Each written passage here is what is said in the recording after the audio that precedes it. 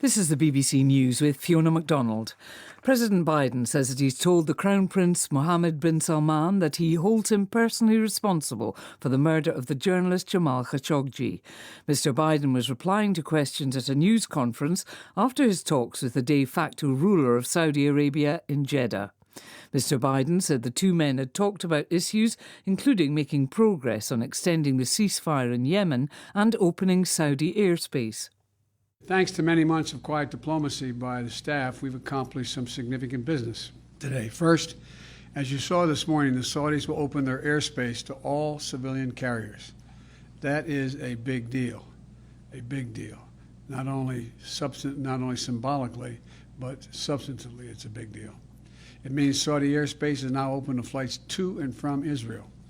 This is the first tangible step on the path of what I hope will eventually be a broader normalization of relations. Officials in Mexico say they've captured one of the country's most wanted drug lords, Rafael Caro Quintero. Our Americas editor Leonardo Rocha reports. Caro Quintero, a former leader of the Guadalajara cartel, was wanted by the FBI for allegedly orchestrating the torture and murder of a U.S. drug enforcement officer in 1985. He denies the accusation.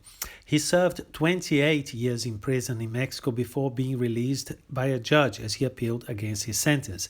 Caro Quintero, who's now 69 years old, is due to be extradited to the United States.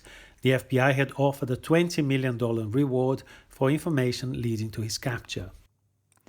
The Colombian government says that the country's main dissident rebel leader was killed in an attack carried out by the armed forces a week ago in the southwestern region of Caquetá. Nestor Vera, who is known as Ivan Mordisco, refused to accept a peace agreement signed by the FARC rebel group and the government in 2016.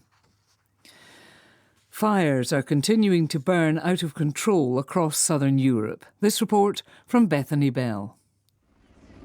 A firefighting helicopter drops a huge container of water over a wildfire burning near holiday homes in Faro. The emergency services are on high alert after a week of record high temperatures in Portugal. In southwestern France, thousands of people have been evacuated from their homes. In Spain, firefighters fought to protect the western town of Monsagro as fires erupted further south in the Monfragüe National Park, home to rare species of birds.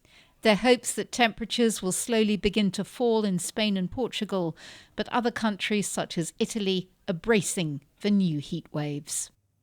That report from Bethany Bell. You're listening to the latest world news from the BBC. The UN Security Council has voted unanimously to ban some weapons sales to Haiti in an attempt to tackle increasingly bloody gang-fuelled violence in the Caribbean nation. There's been an eruption of violence in Haiti following the assassination of President Jovenel Moïse last year, with gangs vying to fill the political vacuum. In the US state of Ohio, a post-mortem has shown that an unarmed black man, Jayland Walker, died after being shot 46 times by police. Here's our North America correspondent, Nomia Iqbal. Jayland Walker died after a nighttime traffic stop over minor equipment violations turned into a nearly 6-minute pursuit. Police said he fled and fired a shot from his car during the vehicle chase.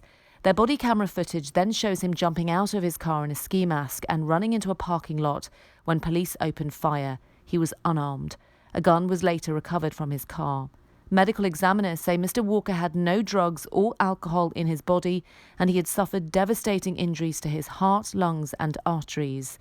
The 8 police officers directly involved in the shooting are on paid leave while the state investigates what happened.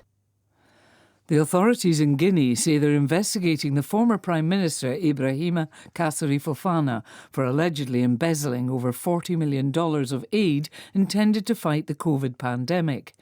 Guinea's Prosecutor General said that he could find no justification for a particular withdrawal of around $9 million, which was made solely on Mr Fofana's orders.